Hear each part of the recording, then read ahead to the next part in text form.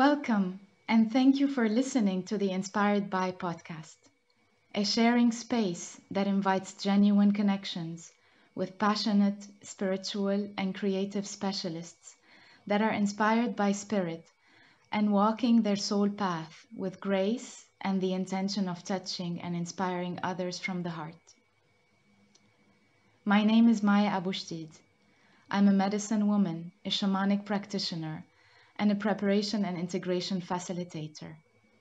I offer one-on-one and group medicine ceremonies on a regular basis, and I organize and hold retreats with emphasis on preparation and integration processes. I hope you enjoy and get some inspiration from this episode of Inspired By podcast.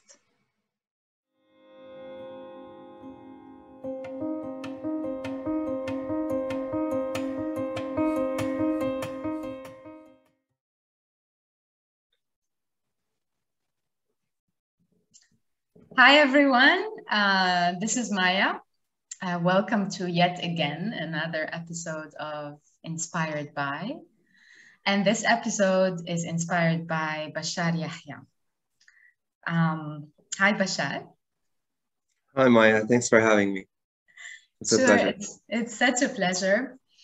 I just want to share first that I met Bashar in one of my ceremonies, and I was deeply inspired, really, by your spirit, your being. Bashar is, 23 years old? 23, yeah. 23. And I mean, it's not about age. I would say 23 young, really. We are all kind of not defined by the age at all. But the spirit is just something that is quite relevant in our life. And your spirit was quite impactful in how we interacted together, how I held space for you, and also how much you have worked your way to see the beauty in the experiences that you have been through in your teenage years. And so this is why I also reached out to you and I proposed to kind of, would you like to be part of this podcast on my website? To share, really, the intention is to share with others the way the newer generations are connected instead of how they're perceived as disconnected. Because this is how most people, or a lot of people, see, this new generation. It's so pro-tech generation. There's a kind of stepping into the world of technology that separates this generation from so-called life. But what I found also, at least through you or through the people that I'm meeting that are of your age range, that it's actually helping somehow deepen the connection with the world, but in a different way. So there's an intelligence to it, and probably another kind of wisdom that some people perceive as isolating from the drama that is all around, and seeing this as something that is not helpful, whereas it can be helpful for this generation too, in order to enhance their intelligence and also enhance the communication skills in different ways. So I'm so happy that you are joining today, and I would like for you to talk about yourself as a starter. Thank you so much for having me. First thing, I love that you're doing your podcast. You're doing your own thing. That's really inspiring by itself, and your whole work is inspiring. It was really helpful for me. especially during that stage in my life when I found you. I was like, that's it, man. So you're a very important, uh, how to say, like, you're a very important inspiration for a lot of people here. Like, I would have never imagined to meet a medicine woman in Lebanon, that it was kind of like, almost I manifested you. Like, where did this come from? So yeah, seeing you was like, and after meeting you, I was telling people about you for probably a week. So it was, yeah. So anyway, regarding the thing about me being here, where I am spiritually, I mean, obviously there's the whole thing with plant medicine being more popular now. So like you find out it started in the 60s, end of the 50s, 60s, and there was a huge gap where it just like you didn't hear much of it, although it was still going around in various like very far locales in the world, like Peru and then some places in India and stuff like that. So when I was really growing up, I started really looking into these stories, just really being fascinated by how people can uh, transcend what's happening to them. I mean, one example was it's very simple. Jamaicans, Jamaica is one of the most poverty-stricken countries in the world, and you just see. I mean, for me personally, through videos, even of course, there's a lot of suffering, but you see that element of spirit, of transcendence, of being like, oh, okay, so this is all interesting, but I'm up here, and this is all wonderful, but I'm I'm literally pure happiness and pure light, and getting in, like you read a million quotes on Instagram, on Twitter, or whatever, like all of these self-empowering quotes. So yellow, you're changing everything, and it's like, no, you're not. No, I read these quotes. I even wrote these quotes for years without even knowing what they mean, right? Because some of it comes from that subconscious, that part of you which knows it all. But then you find out who you are as a person, doesn't know anything. Is just getting stuck on every corner. Everything as a trauma, and the whole world is wrong, and I'm right. I'm perfect. Everyone sucks. But like you start like learning bit by bit, and really through experiences of suffering and through experiences of deep pain, is where I was able to get in touch with that side. Mm. And now that I am on this side, if you want to say, which is like, there's nothing really different. What's different is how I look at it. Mm. The whole world is still the same for me, but it's it's completely different, as in it's no longer happening to me, it's happening with me. It's like, I'm part of this. I'm not looking at this as I'm separate. Even in my separateness, I've came to the realization, oh, this is also the way. This is also, you're not lost if you're lost. This is also part of the journey. Mm. It's teaching you something, it's telling you something. So yeah, that's a brief, if you want. Um, Yeah. Thank you. This is really beautiful. Um, uh, Obviously, we're talking in English. I mean, we can talk in Arabic. There's no problem. And there's also Yeah, I said some yallah. words that are being Like, dropped that are in Arabic, and that's beautiful. This is how we are as Lebanese. We mix things. We are complex. And we yeah, like it. We just like it this way, and it's all good. um yes, I would say the world of shamanism has been quite common in every part of the world. And at least the ceremonies that are related to connecting with the land, connecting with the moon cycles, connecting with each other, being with each other in circles, and communicating with each other from a place of um, first of all, being from the same part of the world, and also dropping the masks, dropping the facades, and just allowing ourselves to be in the presence of each other. To me, medicine is everywhere. When we talk about medicine, it's not only connected to the world of plant medicine, be it also the legality of that in different parts of the world. But I find that Lebanon has its own medicine. And the medicine in Lebanon is really embedded in the land.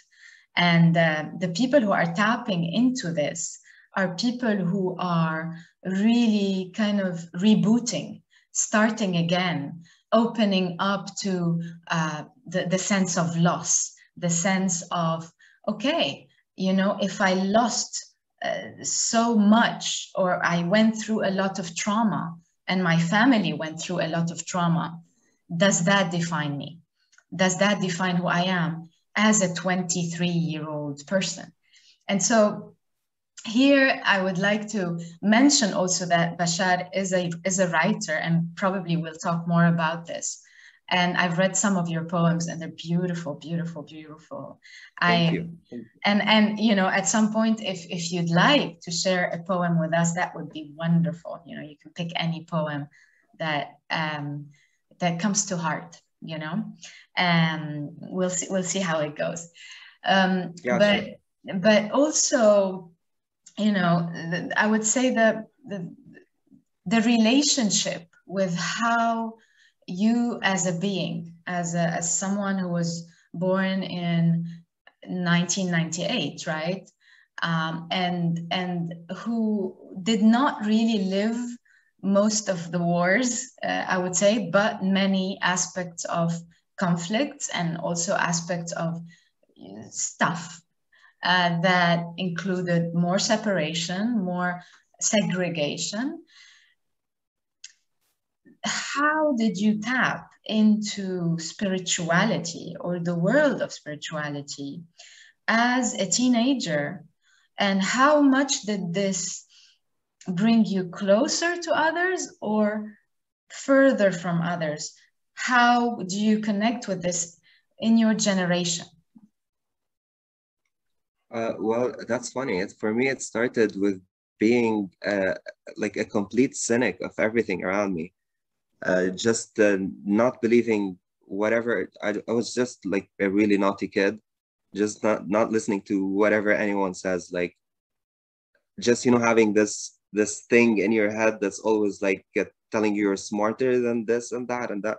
And of course, like now I may look at it as ego or something, but that's part of me. That's part of what helped me awaken, which is that thing that's not being really satisfied with the answer, you know. And I had a lot of questions. So obviously my parents couldn't really answer a lot of them, you know. And you realize, oh, most people can, you know. You have to really be into this life stuff to get in there, you know, and start digging. And it's really started from experience, you know, reading, just being fascinated by how I can look at these little tiny symbols and they transfer into my head, and then I can write these symbols, and it's all this exchange of language. And I even look at language as something that's sort of passed on to me. Like, where did this come from? This is so weird. Why don't all people speak the same language? So it just was a ton of questions. And obviously there was the question of God, of religion, and all of that. So I turned to books. Books turned me into a complete cynic. I didn't believe anything at all. So I just have these arguments with people, which that caused a lot of separation for me, because I just didn't want to do that.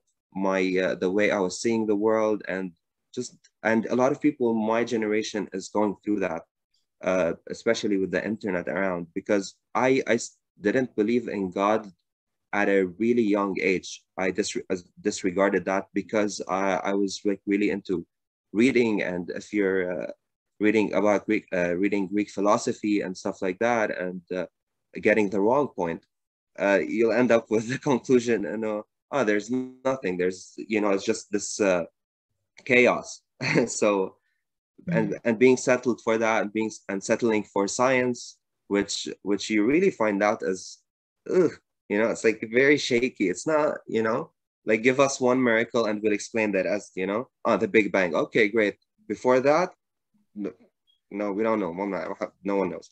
So So really, it was just like going into this and really even blaming myself for not knowing.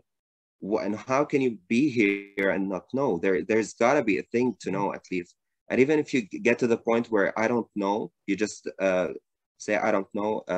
My friend has it as a tattoo. Like that's how committed he is, and I really respect that. But no, you know something, so you don't even know that you don't know, because some things feel super real. You get into a fight with your mom, that's the realest thing ever. Suddenly there's anger, and suddenly there's all of that, and the whole world just turns into yeah. And also noticing how my state of mind really affected the situation I was in started me on a path into self-realization then. And I think it was in grade 11, our philosophy teacher just came in class and she was like, who are you? I was like, I'm Bashar, I play piano, I play, no, who are you? Who are you really? What Wow. are you? And it's just like everyone just goes silent and no one has the answer. And she just starts with philosophy, right? She doesn't tell you the answer because obviously you're not going to get it. So, and that kickstarted a campaign, a campaign, a seeking for the truth. So yeah, and really you Mhm. start like picking up on stuff, like you hear, oh, this is what happened to this is what happened to that, and you hang them like in your mind, like, okay, I have like these images in my head of sadhus in India or shamans, right? Because I've seen all of that in the pop culture, which we really don't know that it's all coming from the 70s, from the summer of love. Like that's where it all exploded, and you can see the difference in pictures and music and everything. The radical change that happened when when really people started tapping into altered state of consciousness again, because that's been happening forever since I think, you know. Thousands So of years. yeah, Mhm. uh, That's really amazing. And this is something that, you know, has been an ongoing cycle, I would say, since, yes, the 60s, but how we are able to tap again in those into those states, even without taking anything, even without just popping stuff. And you know, we are all aware that this is happening everywhere in the world, including Lebanon. And it's not spoken about much. And we're not going to tap into this today because it's a subject that is a bit just tricky. But the state of trance, or the state of supposedly expanded consciousness, I like the way Stan Groff explains it. It's not an altered state of consciousness. It's an expanded state of consciousness. And it's more like it does not separate us from the reality we are in. It's more an expansive way of seeing the reality in a different way. And it's beautiful how you explained. I started seeking truth because, you know, the way we are raised, the way we are in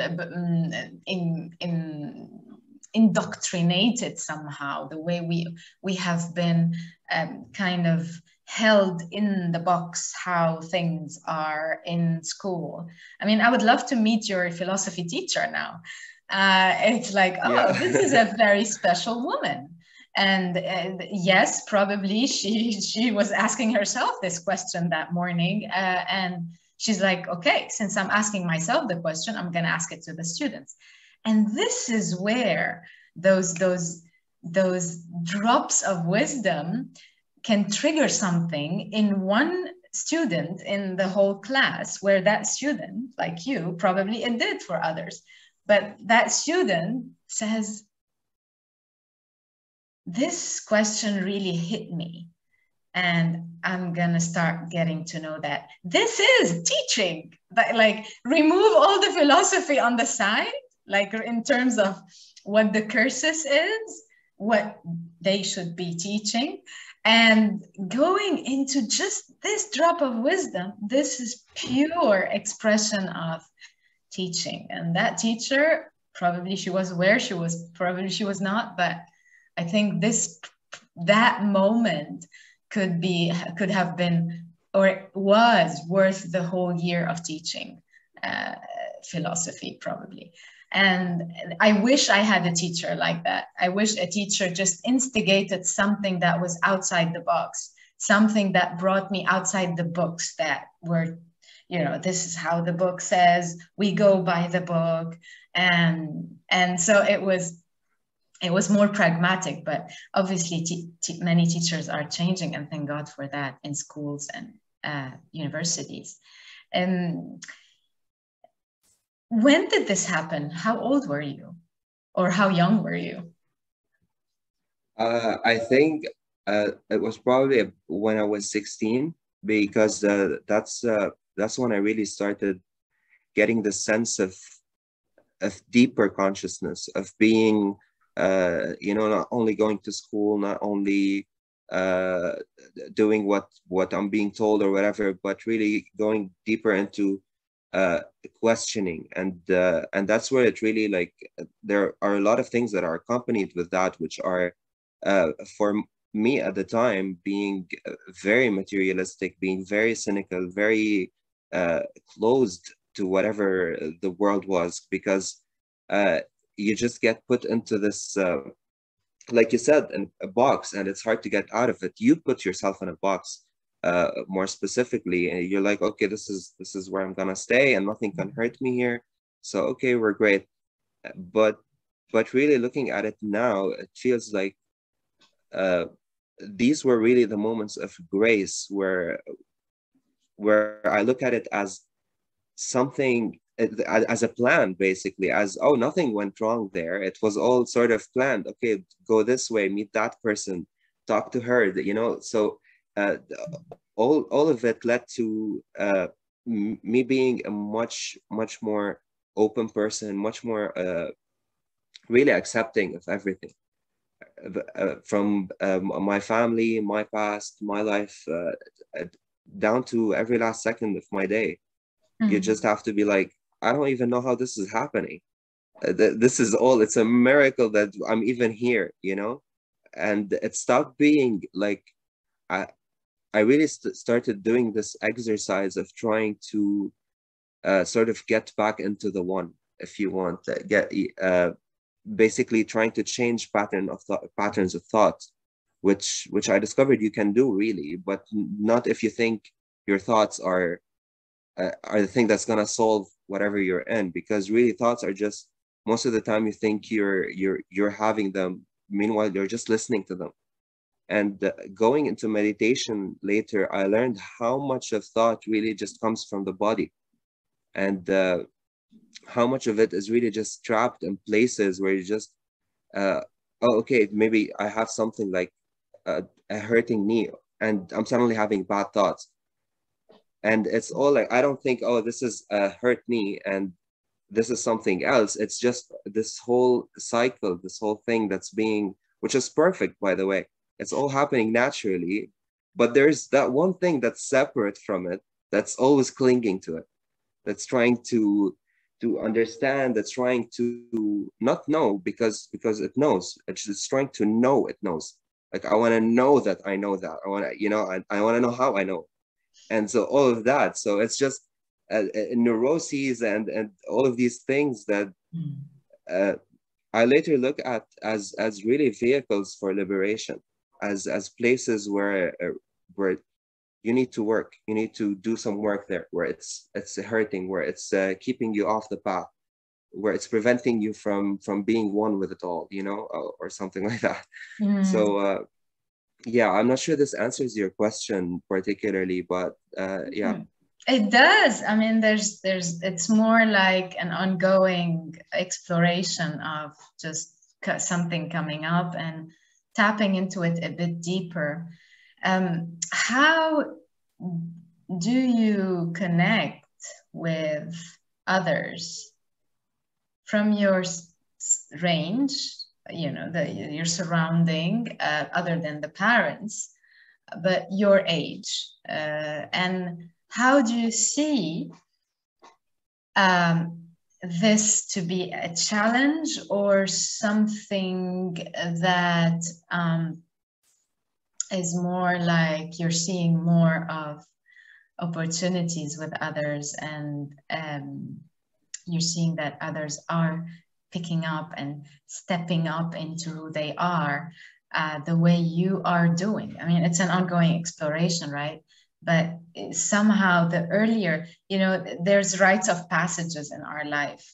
And so there's specific times that we go through. And when we are allowed to, or seen to go through that stage and be welcome anyway in our surrounding, be welcome anyway in our family, be loved anyway, then all the syndromes that are being tossed and bombarding the younger generation with you know, from the ADHD all the way to, and the ranges of that, and numbing the potentiality of the younger generations. I mean, I know people that that go through crises in the class, and the teacher is panicking, and they don't know what to do, and the parents don't know what to do, and the kid who's like,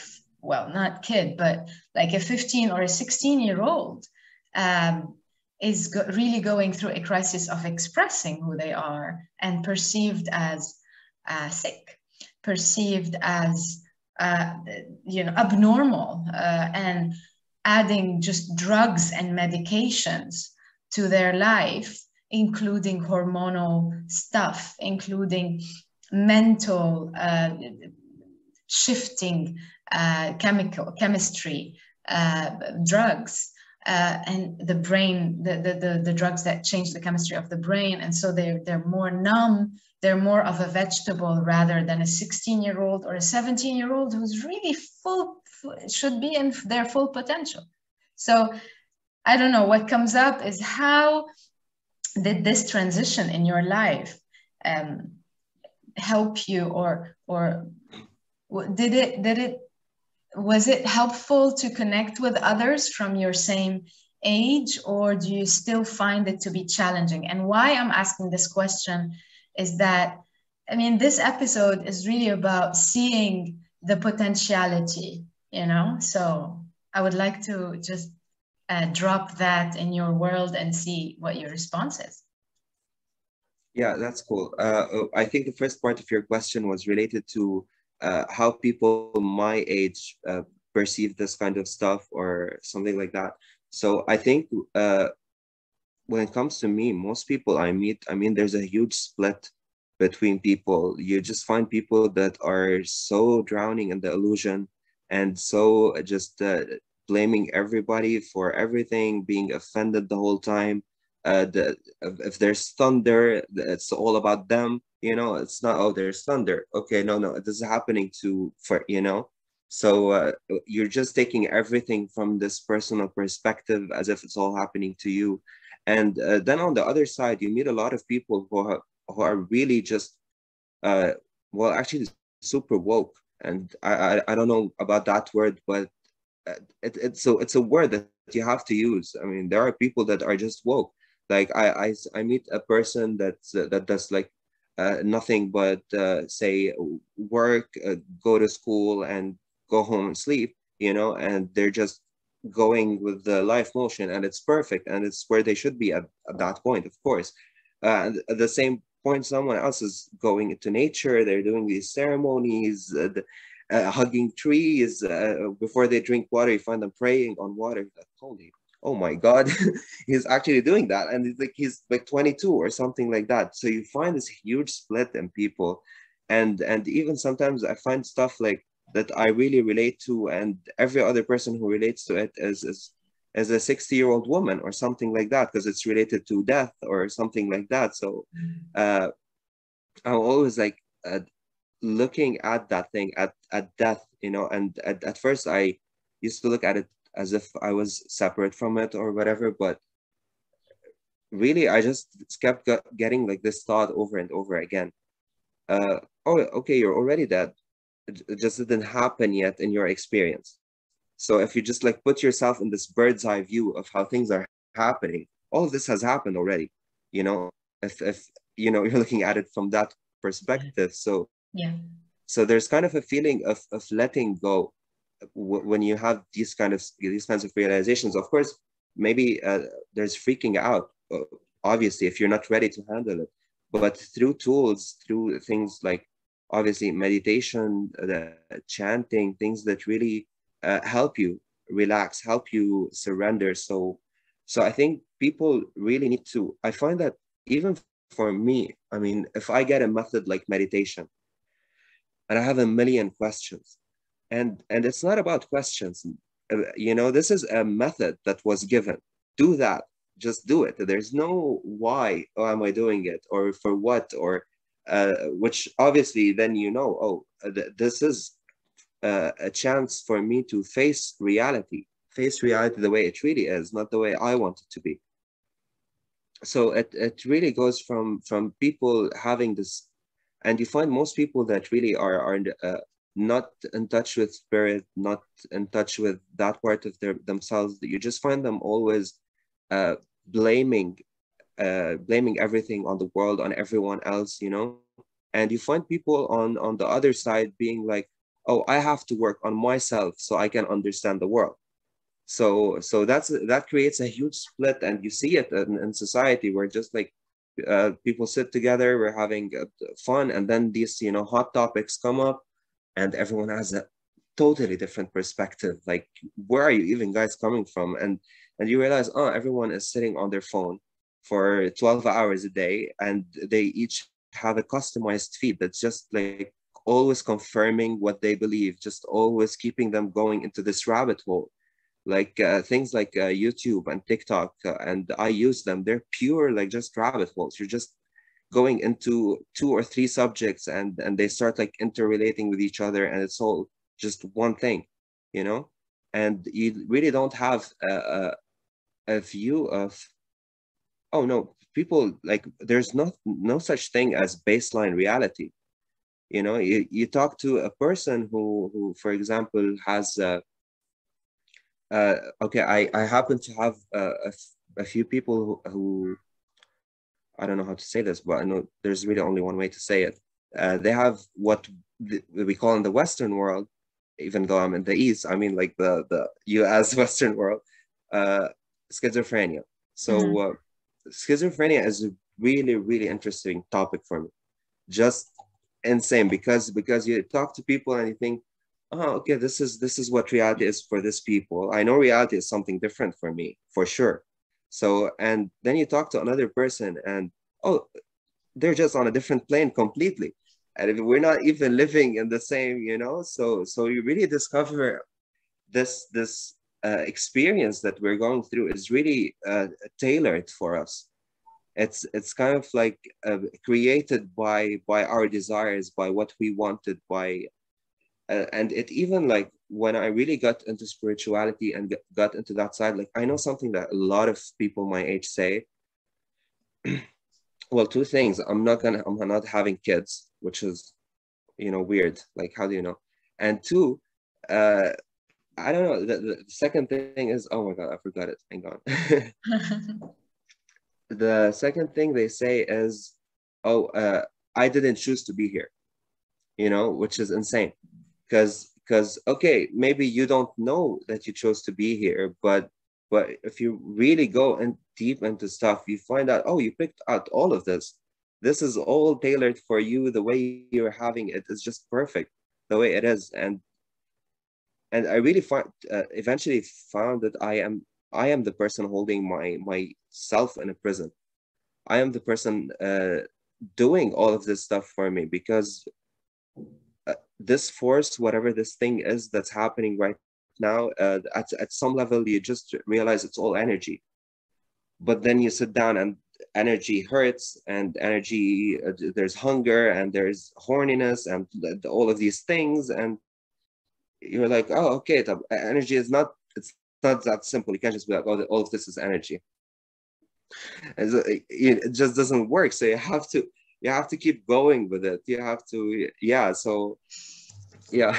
Yeah, it's an ongoing way of, well, we have names, we have titles for those kinds of, you know, this is a kind of an energy that reflects, let's say, anger or sadness or fear, or, and it's all energy. That the underlying carpet, the tapestry of everything is energy. And how we kind of labeled it is with words, with specific ways of setting alphabets to it, in order to have a language and talk about it. So this is something, obviously, that you connect with life every single day in your own way, in your own, let's say, practices. And obviously you are someone who works as well, who remotely, as I understood. And it's not like you are fully in a kind of a world that is, I am all the time spiritual and I'm living this utopic life. You are actually tapping into the daily life. You are tapping into the daily challenges. And that's what I see is important in whatever path, you know, any path. Because when we talk about every single one of them, they all speak the same language. We just have different angles. And that's how everyone is, the complexity of humanity, the complexity of how each one is, and the uniqueness of each person is how, which part in their life they feel like something is really happening. And I'm going to turn this finger towards me first to see what is happening inside of me. Because I tried to blame the world for years. I tried to blame my parents for years. I tried to blame the war for years. I tried to blame the political world for years, especially in Lebanon. I mean, you know, I grew up in Lebanon also, and this has been part of my journey, which was the archetype of the victim. You know, it's like, yes, you know, everyone come and step and take over, and I'm just gonna not do anything about it. And this took a big chunk of my journey in life. I mean, spirituality is not separate. You know, it's kind of an overused word, but it is who we are. It is life, and that connection with life is the spirit connecting through us with life. And as you're saying, how we manifested that, how we manifested the drama that is happening now in Lebanon, and how creative were we? Like, my God, like you know, we were creative to the point that we are living in a so-called country that supposedly has boundaries, but it's actually reflecting the lack of boundaries in people, the lack of respect in people, the lack as a general theme. And now this is what the country is going through, the lack, instead of what is actually happening. What is actually happening? And so to hear you talk about these things as a way to connect with life, with all the challenges, you know, in Lebanon, it's not only about one specific subject that everyone is talking about, and we know what that subject is, but also everything else. Nothing is actually supposedly functional. So when we talk about chaos, I mean, I think we are in that mode at the moment in Lebanon. Yeah, absolutely. And it's quite challenging for many people, but it's also squeezing every bit of people to kind of say, what can I do? And many people are doing, and you know, there's different things, and everyone is doing what they know. Not everyone is going to go on so-called a spiritual journey, or a journey that includes, you know, chanting every day, or or going and hugging a tree, which many people find it to be very stupid, and a lot of that, which is part of the judgment. You know, what I noticed through this year in Lebanon is that some people were angry at other people who were saying, let's consider connecting with each other. Let's consider doing this peacefully. There were people that were angry at those people and saying, shut up and go and do your silence kind of peaceful thing in your own house. So yes, there's a lot of split. Yes, there's a lot of distortion. And this is something that is kind of showing up because it was there. It just was hidden. It was hidden. It was hidden by the formalities and the happy hour and the dinners and the going out and hanging out and all the facilities that were available. And with all the facilities that were available, people were nagging anyway. So now we are living in a situation, especially in that part of the world, but it's very common in all the parts. I mean, I'm in Mexico now, and the subject is the same, but the intensity is different. You know, it's the same theme, but different intensity. People are waking up to seeing the truth. And some people are reacting towards that with anger, with judgment, with hatred, with a lot of stuff that are coming up from them and into the collective. And they are looping in that. And everything that is related to the social media that you mentioned, or the tech platforms, attract the same vibe. And how can they step out of it unless they realize that, hey, the world of the internet is reading me and I'm rereading it and I'm reflecting that over and over, and it's a cycle. I'm feeding it and it's feeding me, and we're feeding each other, and talk about addiction. I mean, addiction is so wide in its spectrum, and drug addiction is one of the things that is coming up profusely now. Every kind of addiction is coming up big time now. And how can we look at that in a way where we can see that we all have this aspect in us? We all do. And how can we be with that? And how can we take responsibility? The biggest thing that I learned in Lebanon is responsibility. And very, very few people are realizing that we are also responsible. We are also responsible for what's happening in Lebanon. And thank God they are. And other people are not, because there's the bigger loop of drama that is happening. So it's nice to hear your perspective about this. And, you're saying there is the separation.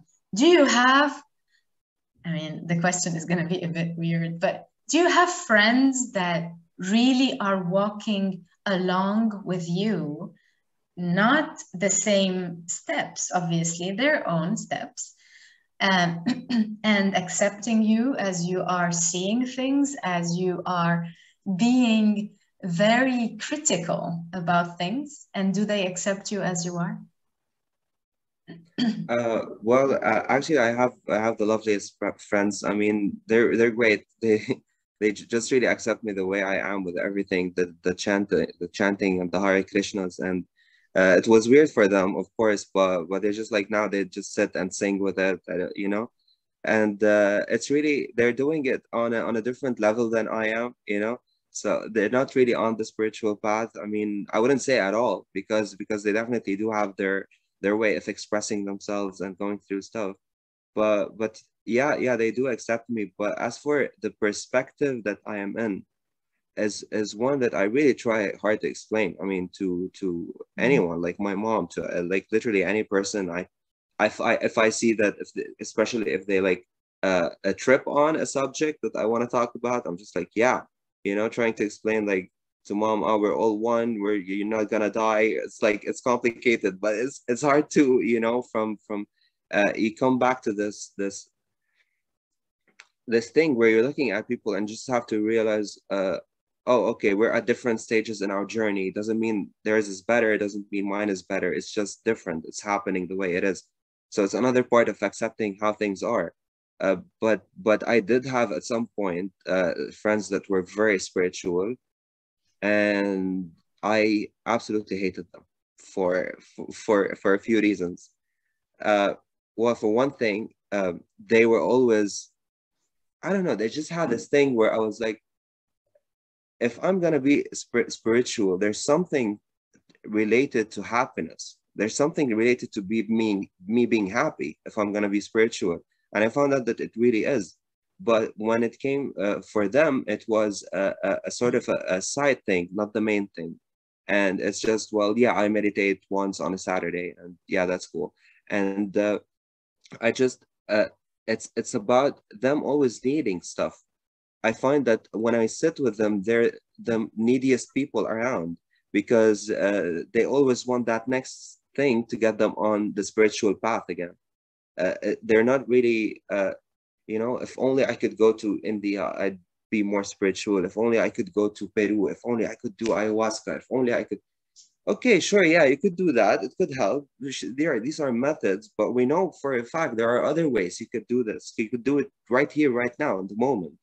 And if you so much as ask them to really let go, to really just embrace who they are the way they are, uh, you just be met with more needs. And uh, one of those needs is also the need to really think that they're the ones getting it, and you're not, because they're like always trying to one up you. Like if you say, oh, I had this like wonderful experience, you blah blah blah, you're telling them about something just more, well, wait till you hear this. I had this experience and this is why. And I just felt like, that's not, you know so I just kind of felt it just got sickening in the end. And I found that these were the people that were really uh they didn't really stop blaming others. They just started blaming things that are imaginary, well, not imaginary, but you just like you can't see. So instead of other people, started being, oh, astrology. Oh, forgive me, I'm an Aries. That's why I'm an asshole. It's being an Aries. No, I've met 10 Aries and whatever, and they're all wonderful people. They're loyal, they're amazing. You're just a dickhead. And I'm sorry, but it's just, you can't see it, say, oh, it's astrology or it's spirit or it's whatever. It's my guardian angels, and I'm not in touch with it. That's just another excuse. So yeah, for me there was that realization. So Yeah, and Mercury is in retrograde now, so I can treat you like shit because I'm all over the place or whatever. It's very interesting because the world of so-called spirituality, and also what is coming up in every field, be it in the yoga field, be it in meditation field. Even there's many schools in meditation, and this school is better than this school, and it's like people getting stuck to their methods. Yes, exactly. And it's just a tool, as you're saying. And it's beautiful to hear this from someone who did not really this is where it's like there is still a deeper realization that you went through, and you touched on, and it's obviously ongoing. You're still learning, you're still growing, you're still being more more open to exploring. And this is also where the world of spirituality can become and there's many people that wrote and write about it, that it can be a bypassing of life instead of being with life. And it can be like walking on the sideline of life and just considering that you're not part of this world, you don't belong here, you come from a different planet. We all do. We all are from one source, whatever that source is, whatever the narrative of that is, be it from the stars, be it from light, be it from any planet, the Pleiadians. But also, what does that mean in terms of being humans? I mean, the whole experience is about being a human being, and regardless of your linear age, your linear time on this earth, how much can we share with each other? How much can we really understand, especially in these times, understand that we are different. We are not the same.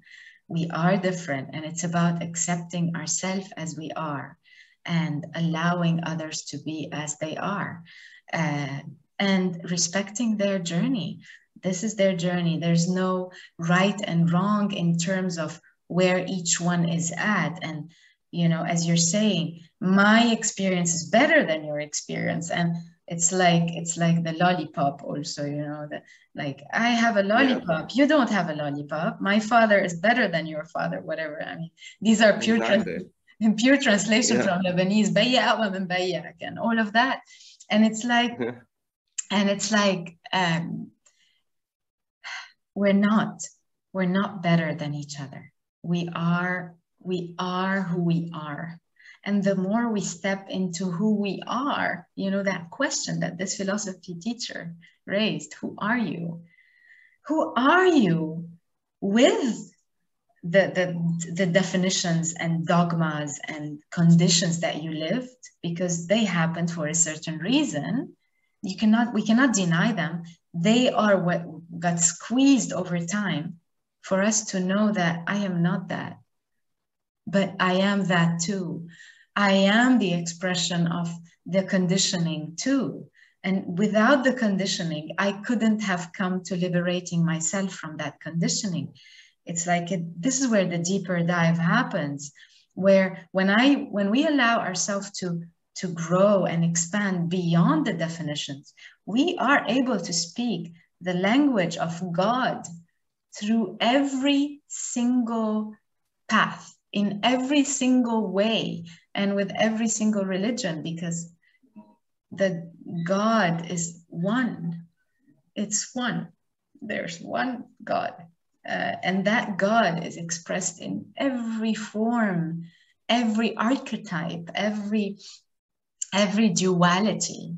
You know, this is where the world of duality is rising up even more now. And that's also where it's like, are you with the light or are you with the dark? And it's like, we're both. We are both.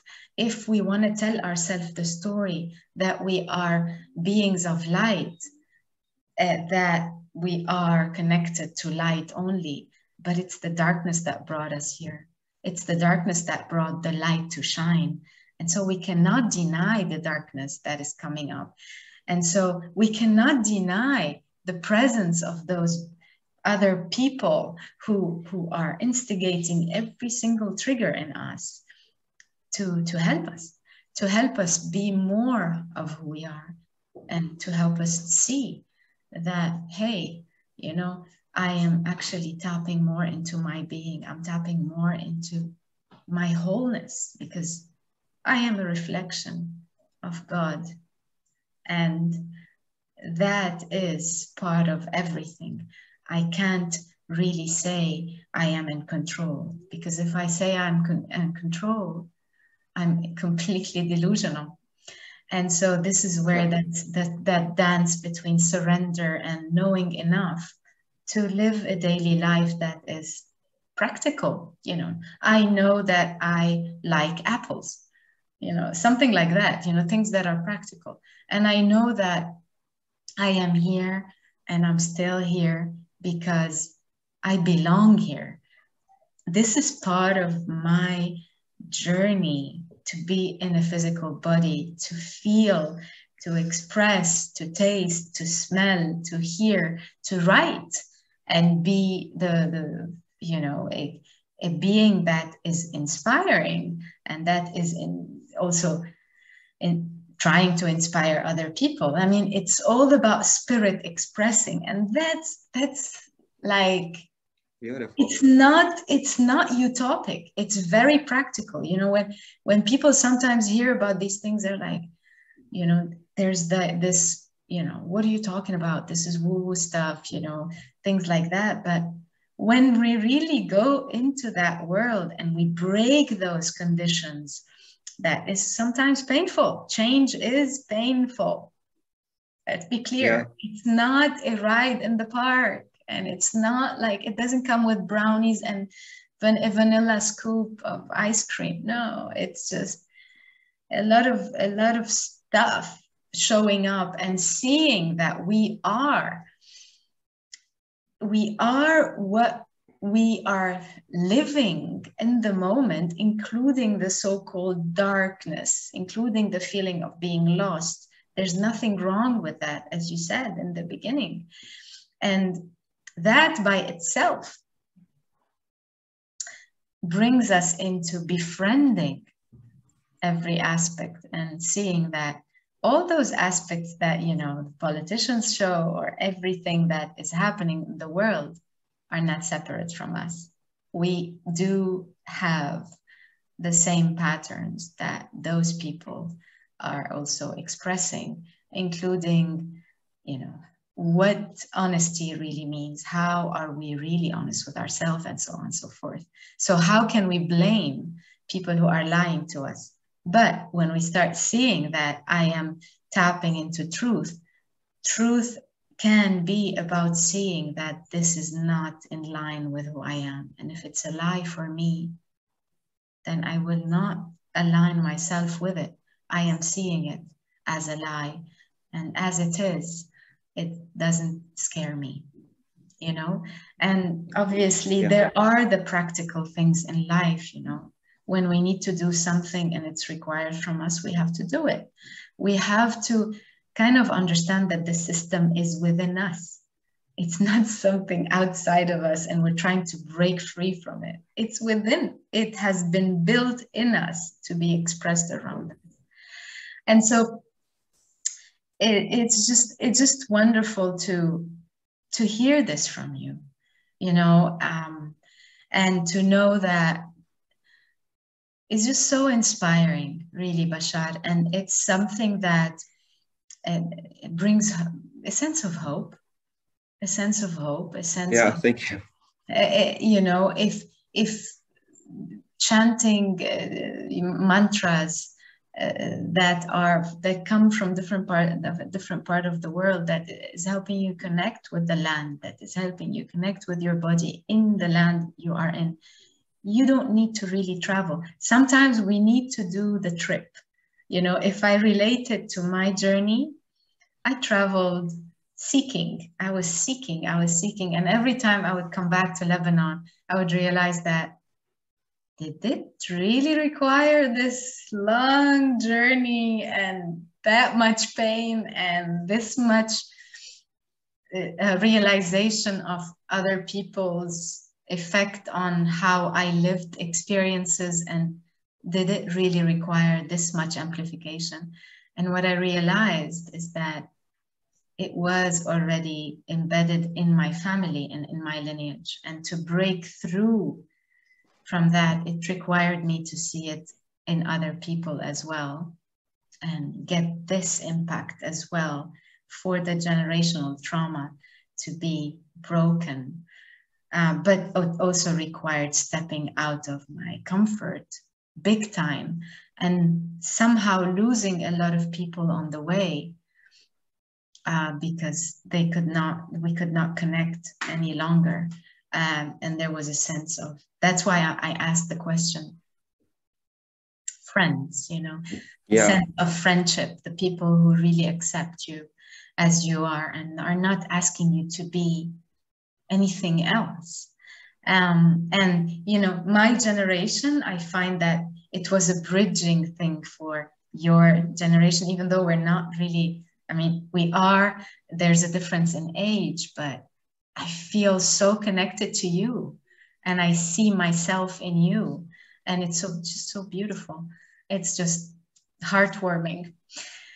Yeah, Maya, thank you. Thank you for saying that. That's so sweet, really. But true. Yeah. I mean, it is hard to find a friend that would understand, and just meeting you from the first time, we just had this. Oh, this person knows. This person knows what it's about. This person knows what I'm going through and what I've been through, and really, it's just great to have you. I mean, it's really been wonderful knowing you and having a ceremony with you and all of that, and. when it comes to people, it's hard to explain it to them, but sometimes you just realize maybe, oh, okay, it's all gonna happen. Like Krishnamurti says, not in this Ah, lifetime, it will eventually happen. So just really knowing Krishnamurti. What a great teacher. what a great Yes. teacher. I mean, Yes. Indeed. yeah. So I remember watching a talk for his on enlightenment and stuff like that, and he just says, "Oh, you don't have to work, you don't have to worry about it, you don't have to do anything." I mean, like, what? What do you mean?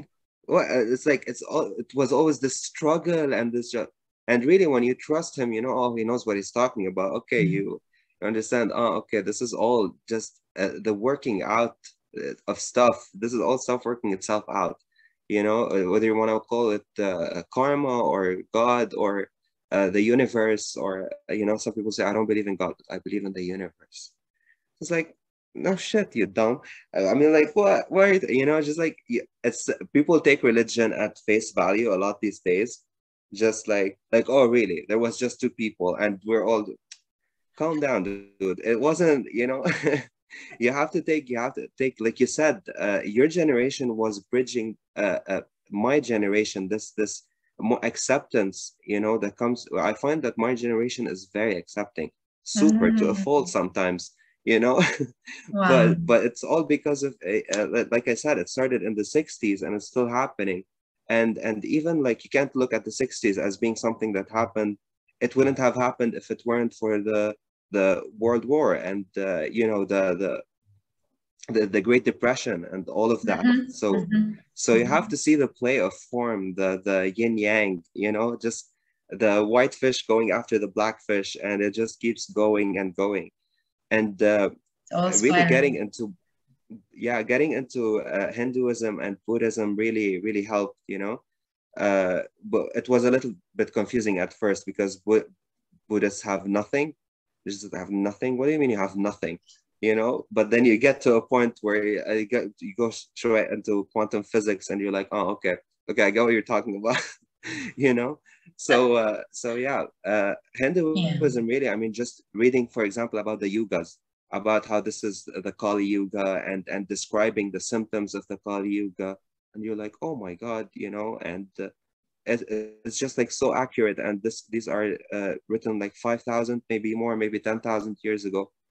So just really finding out, oh, people do know something. People, they're not just playing games. They're not playing house when they do ceremonies and they do meditation and all of that. There's a reason for it, and that reason really, of course, everyone knows like yoga means union. Mhm.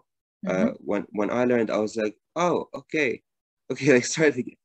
Sometimes things get stuck in language where we're really all having the same experience, but just because Mhm. something is called something different, Mhm. suddenly I don't want anything to do with it, or so yeah, finding out, for example, this is the Kali Yuga, and they say even like the universe for them, there's more than, the universe is created, and then it's destroyed, and then it happens, and now we're like in the 13th universe.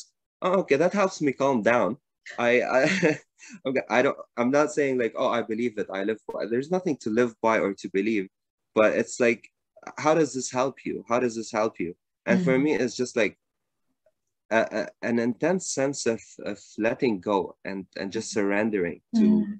to how things are, to this and part of me doing that is also, I think about how I may affect future generations, because people doing things back then didn't know they were affecting people, 100 years Some down the line or 200 years down the line. some actually knew, but others did not. Yeah, Yes. yeah, Mhm. true, true, true. So Uh, honoring really your past, what got you here, is something that I really learned to do. mhm. Just honoring everything you've been through, and your past billion incarnations or whatever. Just and being with it, just seeing it all, and being fine with it.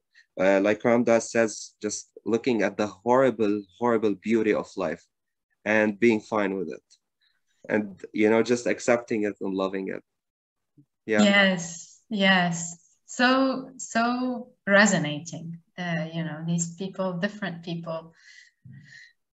wisdom keepers, but and also how they impact and what they did in that time, whatever that time is. It's like time is showing how unlinear it is in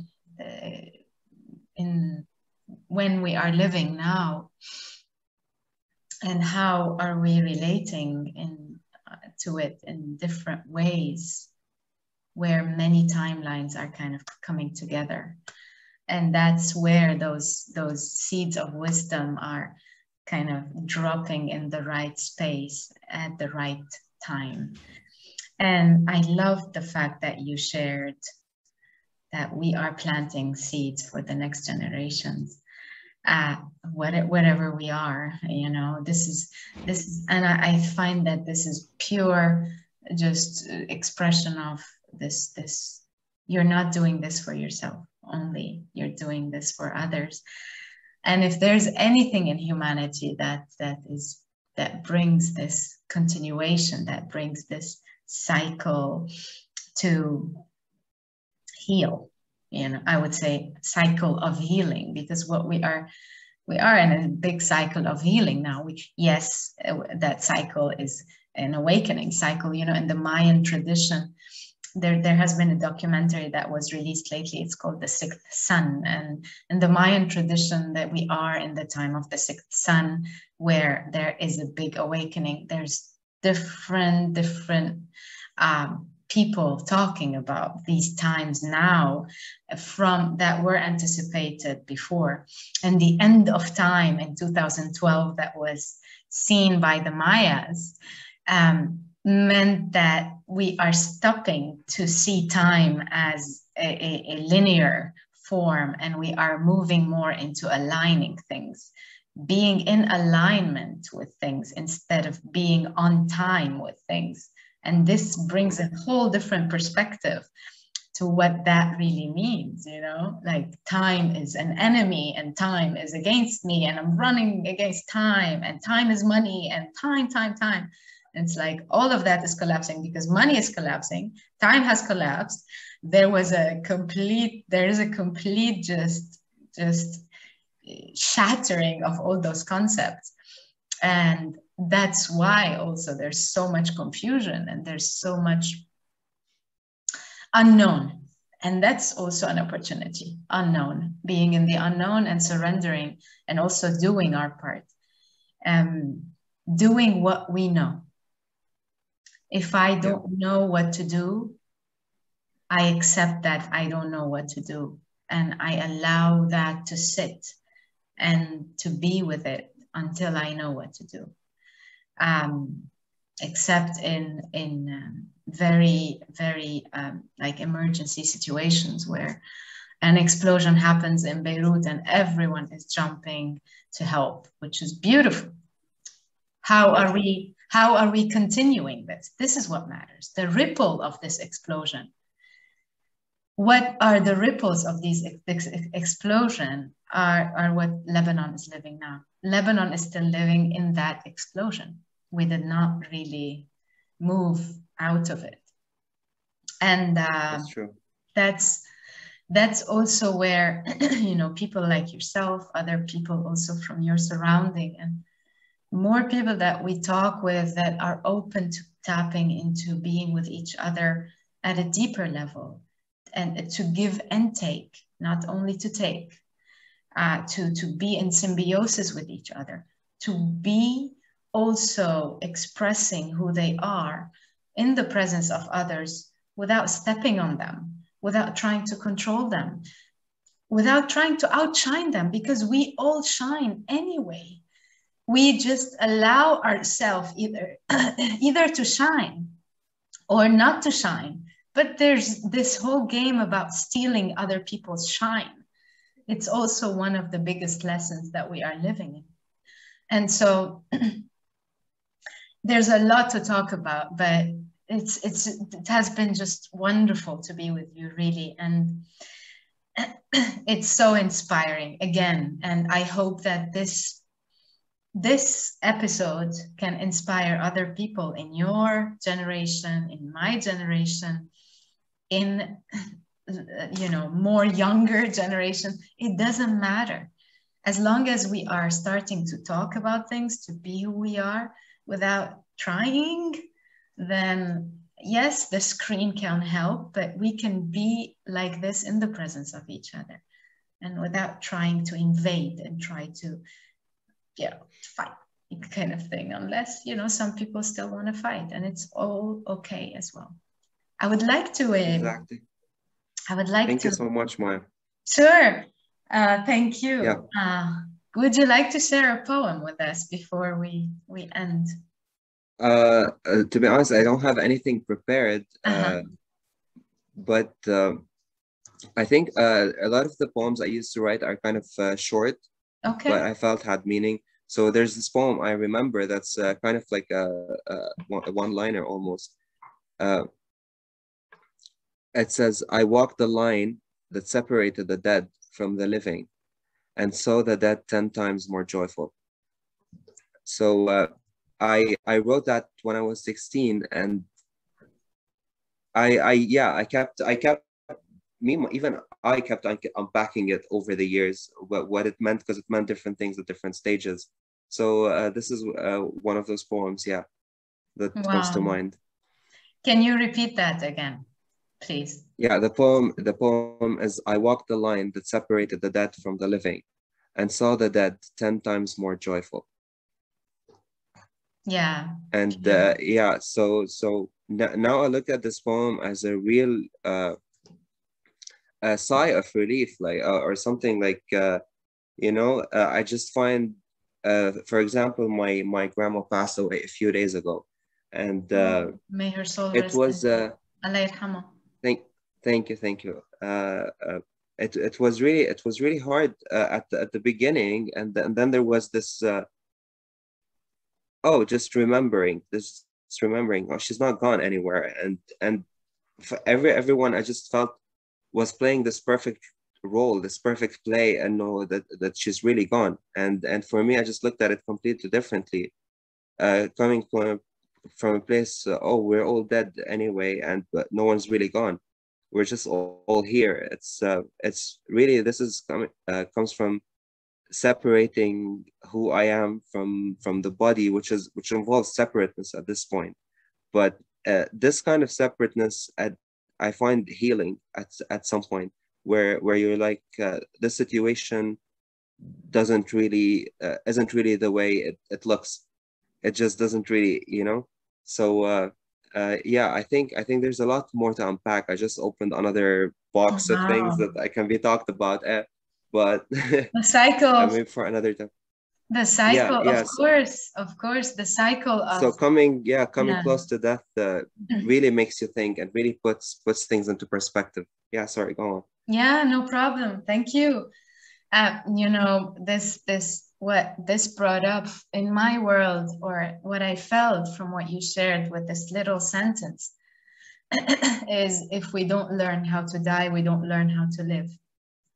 And death is not a way to see things in a pessimistic way. It's actually an opportunity to change. And if we don't die, we can't live again. And there's a donkey nearby supporting this as well. She's a beautiful donkey. I love her. Wow, okay, cool. She's wonderful and so beautiful as well.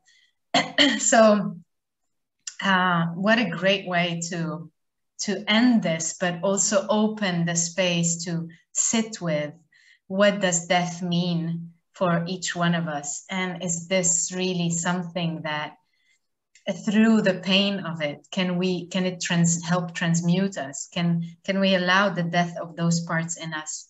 And can we witness the people that we are also losing in physicality, to also be with us, accompany us as guides, as loving spirits that they were in life, also in order to continue this connection with the grandmothers and grandfathers standing behind us and kind of placing their hands on our shoulders and just helping us as we move, not pushing us, but helping us as we move. And we know more that we are not alone. And we are always connected. So thank you again, Bashar. Really, it has been Maya. Delightful. Anjad, it has been delightful. Seriously. Same here. And I hope that this can bring some inspiration in some people's life. And I wish you all the very best in what you're doing, how you're doing it. And may you continue growing in the beauty that you are. And I guess I'll be seeing you soon in Lebanon. Okay. Yeah, see you soon, Maya. Would you like to add anything else? I just want to thank everyone for listening, really. If you got to this point in the podcast, thank you for sticking around. Yes, indeed. We crossed the line of the hour. All righty. Many blessings, everyone.